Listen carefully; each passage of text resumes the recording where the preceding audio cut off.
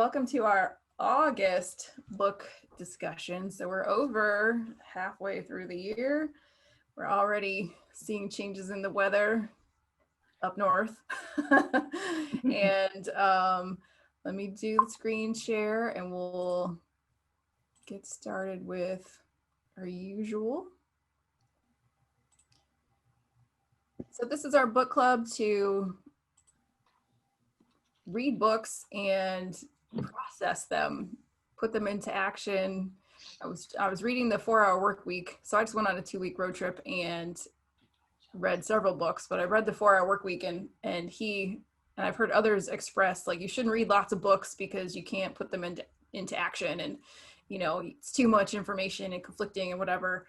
But no, you can read lots of books, and there are ways to put them into action, and that's why we created this, to combat that very thing. Of course, at the end of his book, he has a list of suggested reading, which is at least 20 books long. So some other places to scope out new books. So today we're talking about Oprah's What I Know for Sure, and I chose this book this month, and those girls over there are something I know for sure, but so we'll do our quick introductions after I finish with this. Then we do round robin, sort of talking about what we liked or didn't like about the book. Then some just open comments, and then we'll talk about the next coming book, which Lisa will have picked. So our ground rules are that we are recording, so watch your P's and Q's. Everyone is entitled to their opinion and to have fun, which if you're in that little group over there, you're doing, of course. These are our questions. Just for a reminder, we're trying to talk, is this relevant to your audience as we work in different spaces? Are you able to put these ideas into action, and maybe what ways have you already? And compare them to maybe similar things that you've read or heard. A favorite quote or point made, and of course, I always like to point out something I did not like about the book. And then overall thumbs up or thumbs down. Next week, we're doing Wire Your Brain for Confidence. And I'm really excited to read this one. So I'm not ready yet. Okay. So I'm Laura Thorne. I'm a business coach, consultant. Oh, that's the first time I've ever said coach out of my mouth, Lisa. Don't even like that word coach, either. Mentor, advisor, whatever label you want to slap on there. And environmental career coach. And yeah, avid reader. So Kim, you want to go next? Yeah, sure. My name is Kim Tapley. I'm in the environmental regulatory field here in Tampa, Florida. Uh-oh, now we got the three musketeers here. Jody, you want to go ahead? Yeah, my name is Jody Hatch. I am in north of Syracuse, New York, and I don't really have a definition for what I do today. Yes, it's been changing because I've been reading a lot of good books. Yeah, I like that. You're making us all think, Laura. Yeah. We love it. My name is Lisa Sears. I'm a business coach and consultant. I live right outside of Asheville, North Carolina, but obviously I still make it up to upstate New York, which slowed a little bit with COVID. So it's really nice to be home with my family and friends and my business colleagues. Hi, I'm Jennifer Daly. I work for Gateway Consulting and Coaching, and these two wonderful women, but I may quit everything and go get some alpacas. It's dangerous. Never visit an alpaca farm. There's too much love there. Awesome. This I know for sure. If you're on a farm, you might leave with one. Especially if I'm there. So our book for today was Oprah's What I Know for Sure. And I chose this book because it was just an attempt to try to pick something I had read that was not, one, written by a man, two, was not very uber strategic and technical. So when I read this one originally, it was part of the series of books, well, not series, but just list of books I was reading as I shifted from always sitting in my chair working and had decided, oh, if I'm listening to books while I'm walking, then walking isn't not working. So I can I can actually go for a walk, go for a work. That's a new thing, a work walk, and still be learning and not just quote unquote wasting my time. So I read it in bits and pieces as I went for these walks. And so I just really like her attitude and positivity and all the different messages. And I know she's got other books that I would like to read, but this is the first and only that I had actually read yet. Other things I liked about it were just the little quotes and things that you could almost just turn into stickers and little post-it notes around you and kind of daily reminders and things. But before I talk too much about it, I would like to hear from you guys what you thought, and then I can circle back to what I thought the second time I read it, because it was a different situation. So, any volunteers? Well, I always volunteer to go first. I never mind that. So for me, I think this book, I loved just having it be Oprah, but it just reminded me of all of my foundational readings, like all of the things that, like the 4 agreements, and there's so much like sprinkled into some of the readings that I've revisited lately. And I'm also realizing that we just all have these challenges that look so different on paper, but we're all experiencing a lot of the same things, and the need to shift into different mindsets around things. But they're all like similar themes for us. And so for this book, I think what I liked was, it was like these lessons that brought it a little bit more, like kind of all these books together for me. And I think about some of my clients, this is a good book that I would recommend for them if they're just struggling with a transition in life, because I think she's just really clear with her examples. I think they're helpful examples, and she gets right to like what her strategy is and what she knows for sure. So I would definitely recommend this for a read for somebody who's kind of that transition that all people I meet seem to be going through. I think the other thing for me was I've always wanted to write a book, and I have like, this is this, and this is this, and this is this. And I've started that list kind of when I turned 40, so 7 years ago. And I realized my list is so similar to so many other, and it kind of gave me permission to go, you know what, there's great books out there. I can just refer. I don't have to tackle writing a book. So thank you, Oprah, for permission to not write a book. I do appreciate that. The other thing I love is her approach of like, what I know for sure. And I know, Laura, you and I talk about like my bathtub book, like what's my list of things I tell everybody about. So I kind of loved that for me. It felt familiar to something that I want to do. And I realized that list is important. I'm not sure. I don't think the package, again, has to be a book, and I can kind of share my wisdom with other people. So I really enjoyed the book. I think for me, the one thing that really personally hit me and was oh gosh, we talked about this, the disease to please. Jen and I are sisters, and we talked about like my mother was just she came from a generation, and she was almost like on the tail end of maybe a shift, but she didn't make it. And so our role model as a mom was a great loving person, but it was very much please, please, please. And unwinding that habit, I think, just hearing her stories about how she was just trying to please everybody, especially when she kind of got a light shined on her a little bit, then it was like very obligated feeling. I think for me, once I started shifting out of a work life and into consulting and coaching, I felt really valued, but I also felt very like I just wanted to help everyone, and I got into some trouble there. So kind of narrowing down who I was a good fit for and saying no to some things was very challenging, but it's been so much better since I created some of those boundaries. And I always thought like the no was a negative, and actually the no is a gift to the other person. Like Jody's like, yeah, right.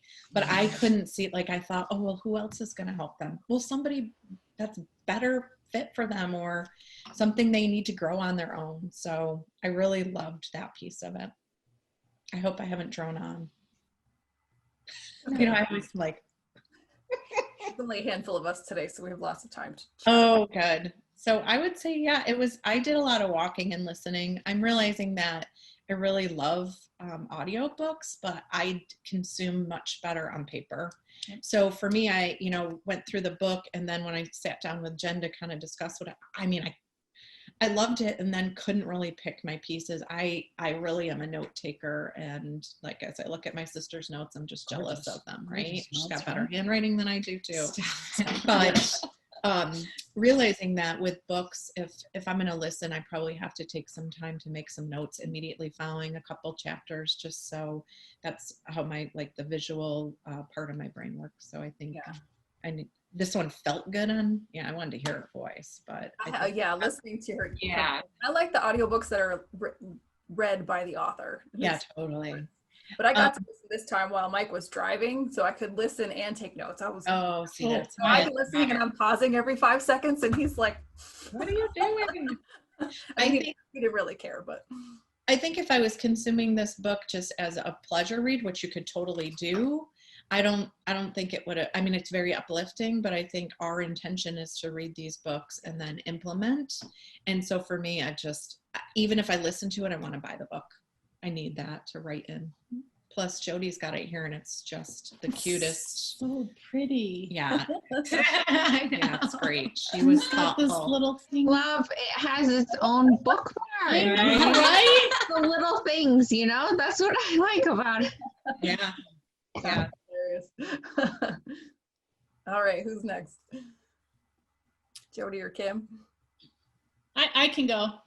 So this was a nice bedtime book for me. To recap, it was because it just was easy to read, and they were short, so it wasn't super technical. I did enjoy it.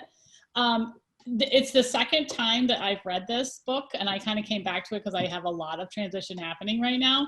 And I think, you said it at the beginning, you were using the phrase, what I know for sure. And I think that is a statement that I think I'm just going to plug in to everything, because when there's a new situation happening, you're trying to understand it or decide what direction you want to go, you can stop and be like, what I know for sure. So I know for sure I like this piece and this piece and this piece, and I know I don't like that.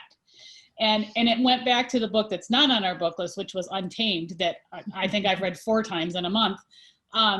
She has two lists, the not this list and the that list. And for me, this book also tied together for that. And I've been using that concept with clients. They're really good about saying not this, not this, not this, and then refocusing on, okay, what is it that you want? And that really goes along with what I know for sure.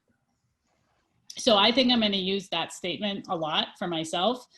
One of the quotes that I liked, I did write in this a little bit. There's a lot of dog-eared pages, but there was it was on page 158, and she was talking about encouraging as many people as she could. She goes, if I know anything for sure, it's that opening my heart is what has brought me my greatest success and joy.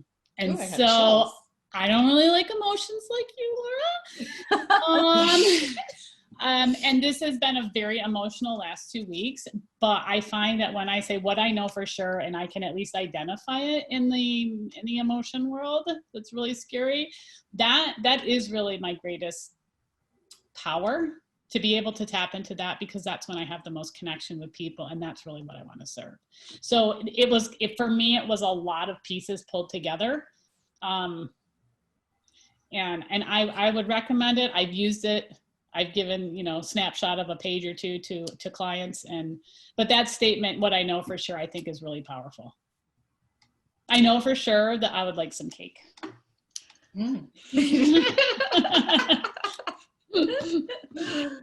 Nice. Oh, I love the way you always put stuff into action the way that you do. I like that. And of course I wrote down this Untamed book. I have to check this out now. You do. And it's a good one for Audible. I love how she read. Yeah. I've done 3 Audibles of that book 3 times through and one. And then there's another book that I'm reading that Jen recommended that I'm like, oh, that's got to get added too. I know. Well, and then Oprah talked about several times about Eckhart Tolle's or Tolle's. Eckhart, yeah. And I'm like, okay, those are on the list now too. Those are a little bit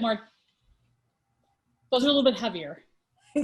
Yeah, they seemed like they were, but because we're the Grinchies, I'm like, I need to read that kind of stuff.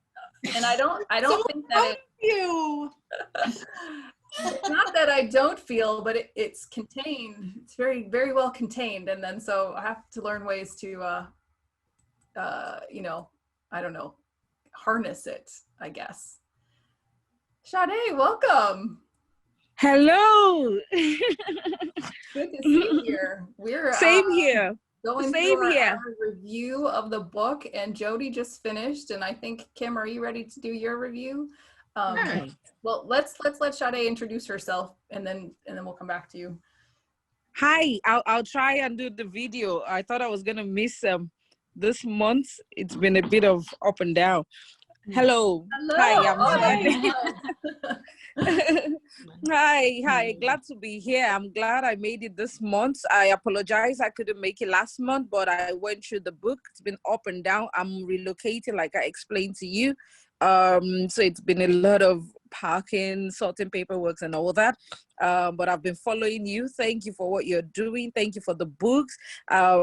This month's book, I've had it for like 9 months. But you know, when you've not read it because you've not got that zeal to read it, but then when I found out that you were going to be reading it, I was excited. So I'm glad I could join in. It's about 5 o'clock here, 5:19 here. So it's a bit of time difference, but I will soon be on your time zone very soon in 2 weeks' time. So yeah, thank you very much. Awesome. Yeah. Okay. All right, Kim, go ahead.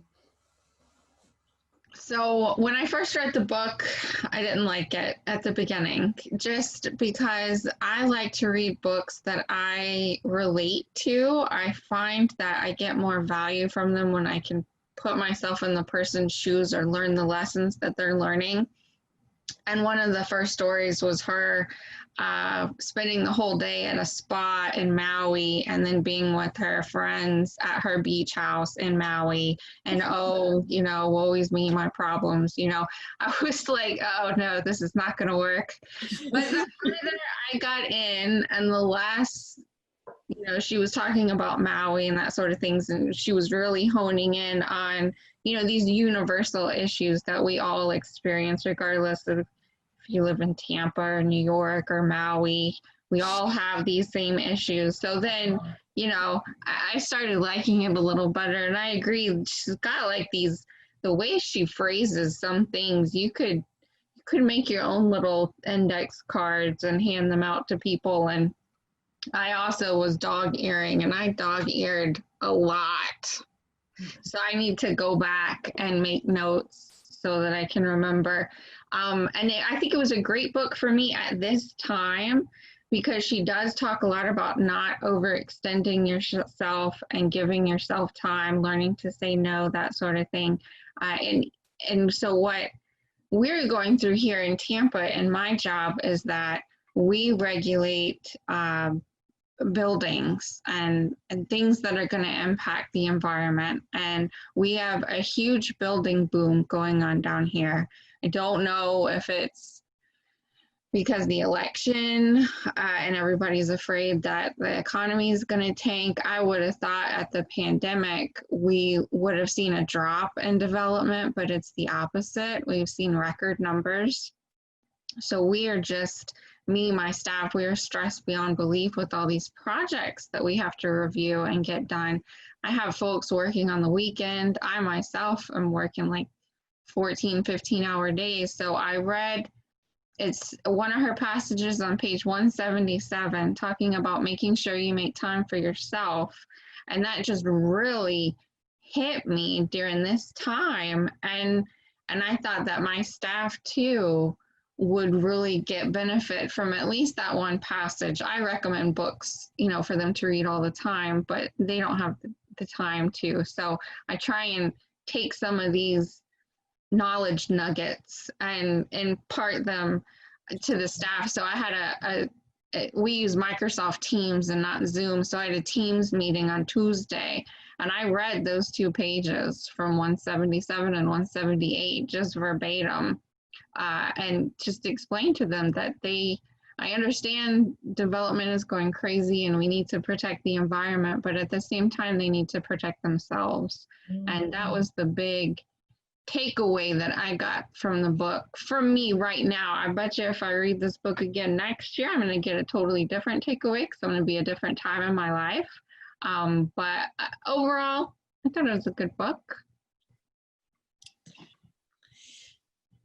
You sparked, because I remember I was on a walk when I started reading it, and I had that kind of like same feeling about, the Maui thing, right? And that her favorite singer just happened to be, and you're like, well, that's great. But I'm such like a make your own luck kind of The Secret. And I think that's kind of more of what she was touching on. But it also made me reflect like how, I mean, she had so many challenges to get she deserves to be in Maui. Yeah. And I think our gut, like our immediate reaction is this thing of like, oh, but then she's such a powerful story. And so I really started to reflect on what we sometimes do, depending on where we're at and what we're like going through. We do this weird thing. And I think some of it's, money legacy issues with our family and growing up. And like my parents valued kind of being not having money. And so we've got like this stuff going on in our heads. And I really thought about that through the book because I had that same initial reaction. Gosh, she needs to be in Maui. She's pretty, she helps a ton of people. So yeah, and with the charity, that's maybe in one of her other books, she touches more on the charity that she does with the girls' school. I know that that's really big for her and her charity focus. I'd like to learn more about that and the work that she's doing there. Yeah. Oh, you're muted, Laura. I'm sure you're saying something amazing. I am, right? So important. I listened to it this time on the road trip with my boyfriend out west. And he stopped me when it first started and he was like, is this a book or is this a collection? Like he didn't, have, and I'm like, I really don't know. And it did seem more like a bunch of blog articles or like you said, Lisa, some journal things she had just written down and like pulled out and put together. And I had that same thought too, that Kim mentioned, like, it kind of seemed like unfortunate order to start with that example first, because I wonder how many people put the book down because they did think like, ew, Oprah, hoity-toity, this isn't gonna apply to me, But then she gets real deep into some serious stuff that you're like, that make you not only reflect on yourself, but make you like appreciate her so much more, And anyway, so it just kind of like, it wasn't a story, which I didn't even notice the first time I read it. Like, the second time, because I think I'd read it in such small bite-sized chunks, I was in the little bite sizes like she was doing, and then I didn't realize that it wasn't a fluid story until the second time. In my book, it noted that all these passages were her writing like the first page or the introduction for the O magazine. Okay. So each one was that. And so all she did was take all of those over the years and go through and then just kind of put them together in a book. Yeah, it's a great way to write a book, right, Lisa? I know. All right, Jennifer. I can totally do it. Don't let me do it, Laura. Did you say me? I'm next. There were so many things that, I have pages of notes, but I think in my present situation, it was more of a personal thing. It's how you spend your time defines who you are, and not to let dark people consume you and suck the light out of you, because I'm a very, very happy person normally, and I'm looking for joy and I love doing things. And I have been in such a rut being stuck helping someone else that isn't going to help themselves. So once I keep doing that, it's whittling away at me. And I sat out on the back deck with my husband and talked about it for 3 hours and got it all out. And I'm like, okay, I'm done. I'm not going to try to fix this anymore. I'm going to yes, it was a passion and I thought I was serving a purpose, but then I came to realize, no matter what I do, it's not going to change. So you have to think about yourself. And I love that she kept coming back to that.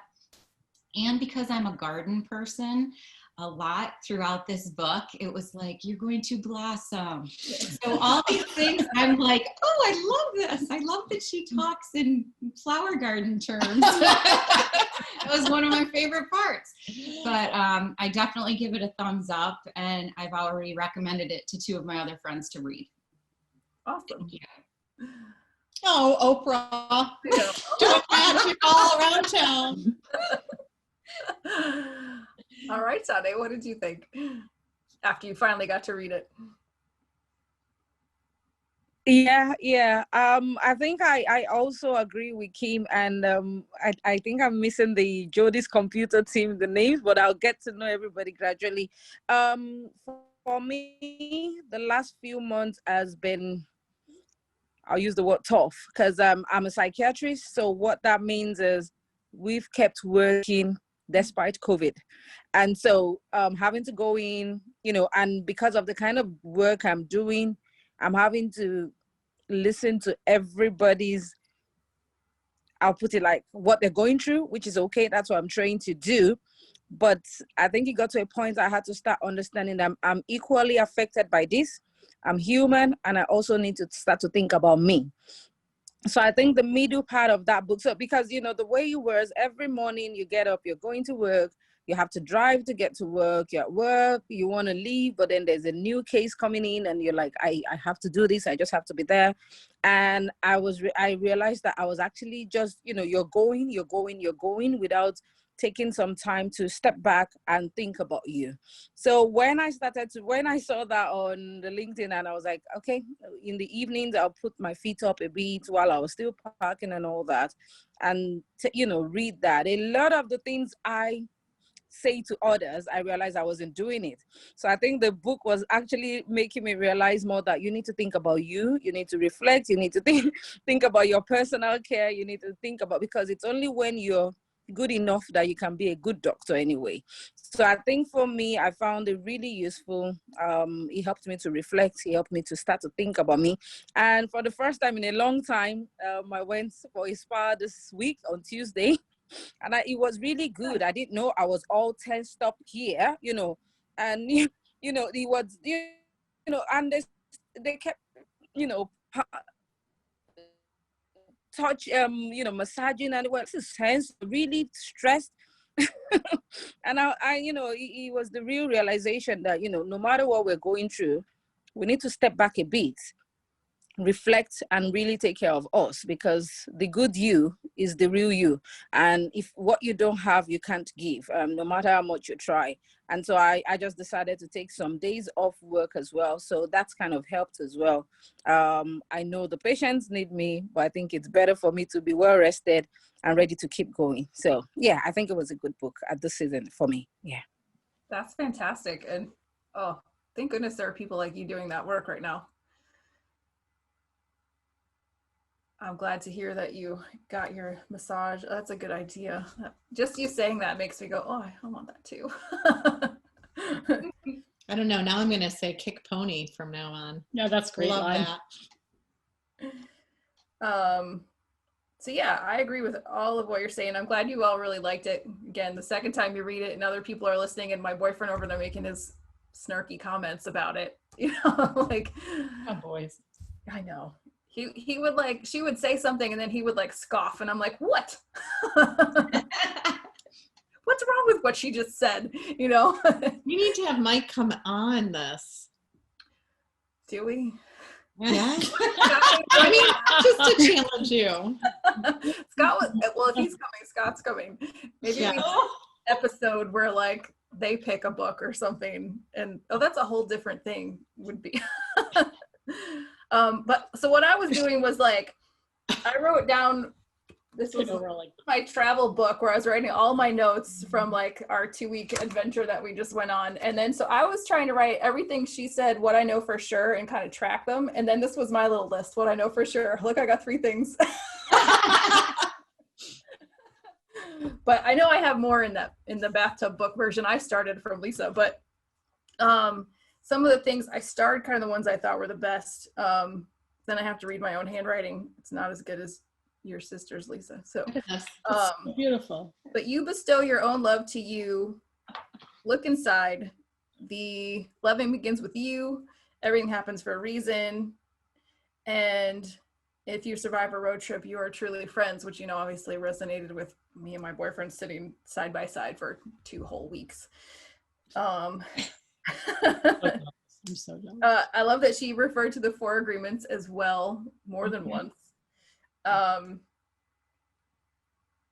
And I think maybe one of the best was be fearless enough to give yourself the love you didn't receive. Mm-hmm. So like my family, and it wasn't like her background, but my family just wasn't huggers. They weren't kissers, huggers. Even when I say I love you to my parents now, it's like, okay, love you, bye. It's not, we have to all make little cartoon voices when we do it. And so, but I love that she, whatever happened to you in your childhood, love yourself, like no one else can give you that really. So if you're out there seeking it from other people, you're never going to win with that strategy.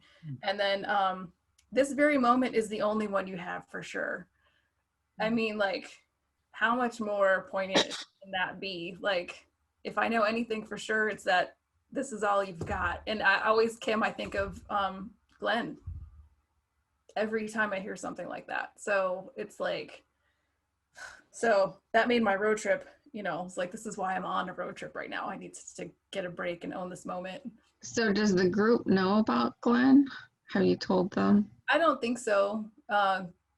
Glenn was a coworker we had. Kim worked with him longer than I did. So I don't know. So Glenn was a dear, dear friend in our group, and he inspected docks and anything built on the water, like seawalls, that sort of thing. And he was so close to retirement, and he kept planning for retirement by acquiring things. So he got a cabin in North Carolina that was going to be his retirement. He got a new truck to pull his new boat, all retirement toys. And he was at a site. Let's first talk about, though, how he was the nicest person you ever met in your life. And he actually moved out of his position at Wetlands when my position was being cut. So I had somewhere to go. Yeah. He always thought of others. He was so sweet. He always knew where his priorities were, and that the priority should be the people. So at lunchtime, every day, no matter what meeting you were in, or if you were just having a really busy day, he would make you stop and say, hey, where are we going for lunch? Because we're getting out of here. So he was great all around, and he was just counting his time, waiting for retirement. And he was at a dock inspection, standing in the driveway, talking to the homeowner, and some crazy lady was driving down the road in a subdivision. She lost control of her car, ended up hitting his work pickup truck. The truck spun around and hit him and the homeowner, and he died. And the homeowner still has major issues from that accident. And he had been, saving up his whole time, all his money and everything, just waiting for that day to retire. So now it's a wake-up call for all of us, that why are you going to wait to enjoy your life for when you're retired? You need to enjoy your life every day, every minute that you can. Yeah, so this is a Glenn quote. The only thing I know for sure is this moment is, you only have this moment. And it's a Glenn moment, because that was the most random out of the blue thing that could ever happen. If this woman went off the road the other direction, there were no houses there. She would just ran into some bushes or something. But anyway, that's the Glenn moments. Like for me, an outsider hearing that story, he was having his constant moment just by being so kind. Yep. But so I still wear blue shirts on Monday. I mean, I know we're working remotely and all, but he was hilarious because he would always wear a blue shirt on Monday, and you would ask, why do you have different color shirts for different days? And he goes, well, it's blue because I'm mourning the loss of the weekend. Because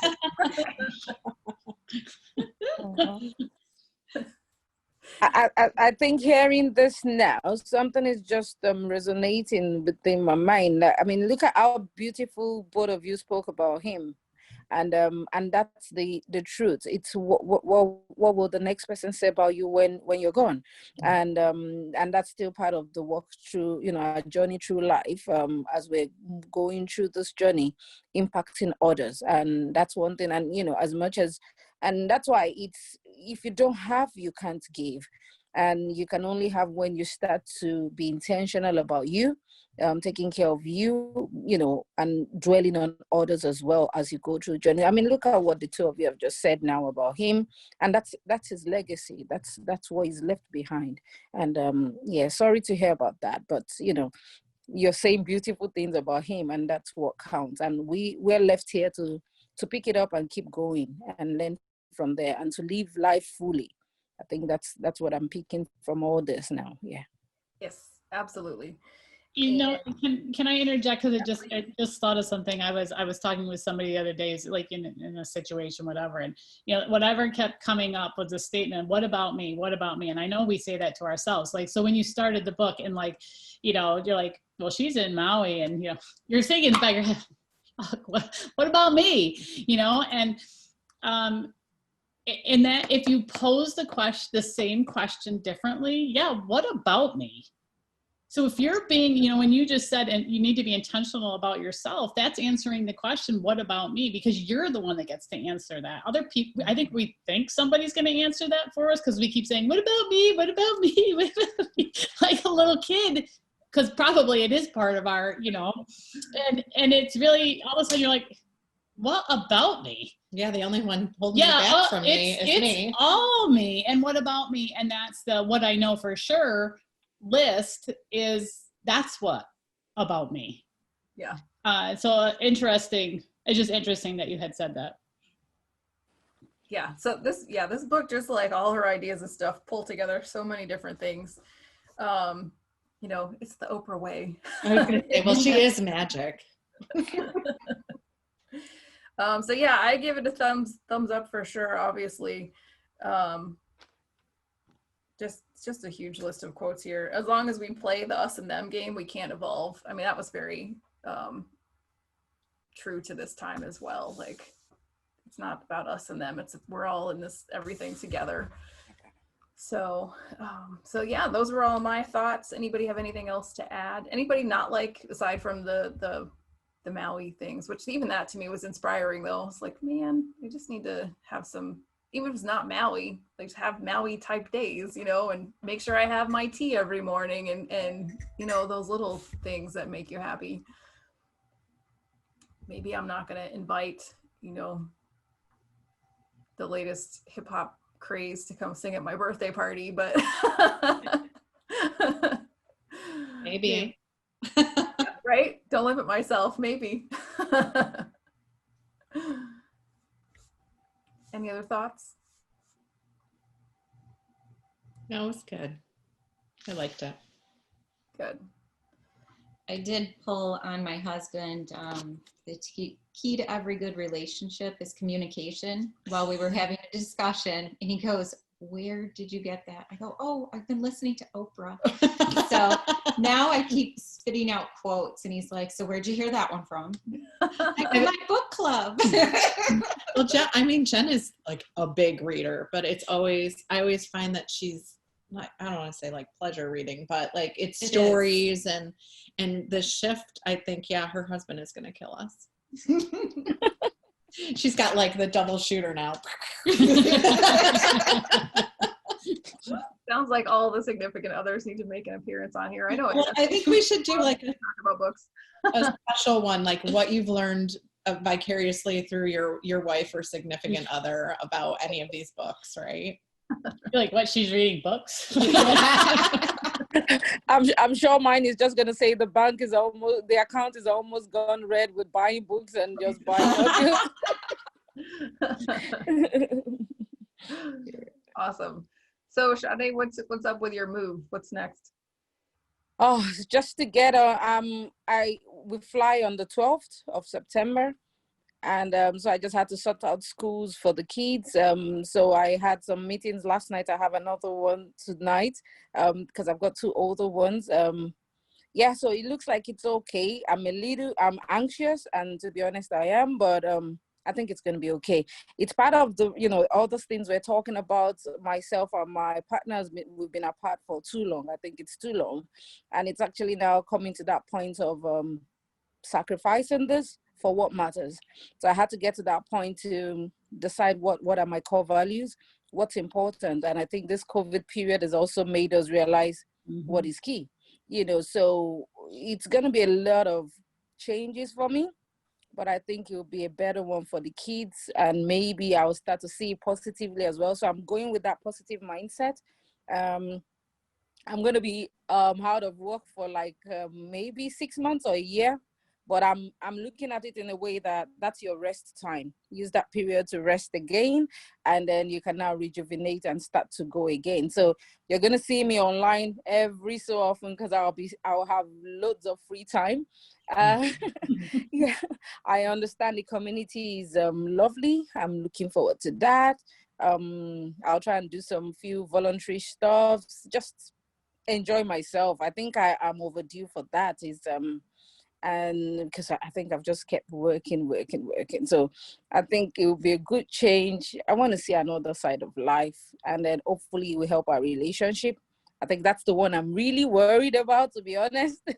But I hope it will, and he's happy as well. And so we'll see how things go. So yeah, I'm gonna miss UK, but we're keeping our place here. So I think I'll be back here sometimes in December again. And then we'll finally it's not a good time to rent. It's not a good time to sell. So we're just going to have to just lock up for some time. And then maybe sometimes next year we'll make a decision on what to do. I think a book club timeshare sounds like a good idea. I'm telling you. Yeah, Laura just reads our mind, doesn't she? Yep. Unoccupied place in UK. What? I'll go clean it for you. Check on it. Yeah, no, if you've got anyone coming this way and they need somewhere to stay, please, we'll be more than happy to open the doors for them. And I'm in Birmingham, so I don't know if anybody's traveling down, but the way things are, not too many people are traveling. I can't even tell everyone I'm leaving and parking at this time. It's what it is, but we have to do what we need to do. I think my priority now is the kids, to get them settled, new environment, new set of friends, but I'll try my best. And in between, I must take care of myself. So that's the way to look at it. Yeah. I'm so excited to hear this about your journey. Yeah. It's I mean, the last few days I've had some moments I just totally I was in a panic mode. Then I walk, and I think it's understandable. I've been here 18 years, so that it's a big change for me. I have my network of friends, I've got everything here, and then suddenly I have to let go. But I think some of the books I've read as well is helping me to let go and just enjoy it, and just rediscover yourself. So it's a new beginning for me. That's what I'm saying to myself. and yeah, that's what it is. It's difficult for me through work point of view. I'm handing over my last letter for my patient tomorrow, and I can tell you that that's tough, because yeah, it is tough, but I have to do it. And then I think on Monday we have got bank holiday here. I'll meet up with some girlfriends, and I think, yeah, one day at a time. Well, But one thing I'm saying, across the pond now, so yeah, no, I will be. That's why and it was so interesting that I now met you through the LinkedIn, and I was like, okay, maybe there's a way. I'm a Christian, so there's a way God does things, and maybe this is what will keep you going for some time. And so it was good connecting, to be honest. Yeah, so we'll see how it goes. At least I've got you guys, so Exactly. yes, fantastic. All right, Lisa, you want to tell us about our book for next month? So the author of this book, Louisa Jewell, is actually, I went through my certification in applied positive psychology a couple of years ago now, and up in Toronto, and she was the facilitator, and she wrote this book. And I just love how she takes positive psychology and really puts some explanation, story into action. So I've actually taken this workshop with her separately. So I'm really interested to see what everybody thinks about the book. I think it's a good introduction to kind of positive psychology and realizing there's a lot of science behind positive psychology. And I think that science really helps us, instead of just be happy, to understand how our brains work, and an effort to move forward, I think, is really helpful. I also think this book is, I talked to Louisa about it. She definitely designed it for women and for children too. So I think it'll be a nice tool for us in our back pocket. So I'm hoping everybody likes the book. And if we want, I'm sure Louisa might join us for our next one. I can reach out and ask. You have to at least tell her we're doing it. Yeah, I will let her know and see if she wants to join us. We tried to, pre-COVID, have a workshop in Syracuse, New York, and we just couldn't get our schedules together, but she's just very generous with her time. So I'm sure she'd love to join us. Awesome. Well, I'm looking forward to it. Well, ladies, it was great seeing you today and catching up and reaffirming all of what we know for sure.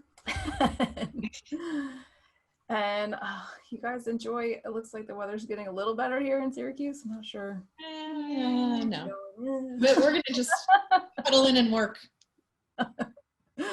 Yes, I'm looking forward to winter actually, because then you're just forced to just work. Tell her to stop that silliness. You can all come down to North Carolina and visit. Florida, we'll go to the beach. Yeah, we got lots of places to go. Yeah. All right, travel editions coming soon. I'm going to hit end here now, so you all have. All right, goodbye. Thank you. Safe Thank travel. you. Bye. Bye. Bye.